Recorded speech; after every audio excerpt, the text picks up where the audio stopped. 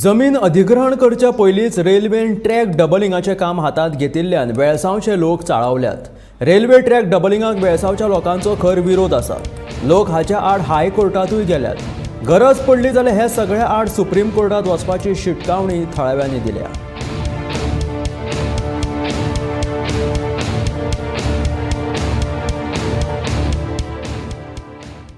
आयज आमकां एक 3-4 दीस जाले की नोटीस इश्यू केल्या from the mamlatdar to meet up with the mamlatdar to hand over possession of certain survey numbers.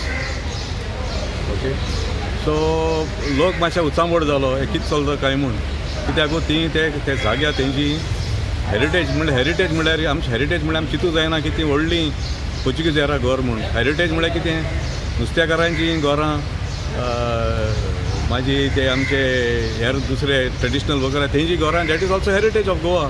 So heritage is doesn't mean only the palatial big houses. So तेंची न्हू ही heritage म्हणजे तेंची पिळगी थिंगा हें रावन सोंपली आनी आतां रेल्वे तेंची उरलें तें लँड पोजेशन करून तेणी मुखार सरला, नोटीस धाडला। And today was the day where the residents had to hand over their only possession, that is the residences which are there. If you go to Modo, तुका चोवपाक कळटलें की सगळीं घरां तेंकोन आहा। उणें म्हाका स्वता उणें 25-30 घरां आहा थिंगा, सारकीं तेंकोन आहा।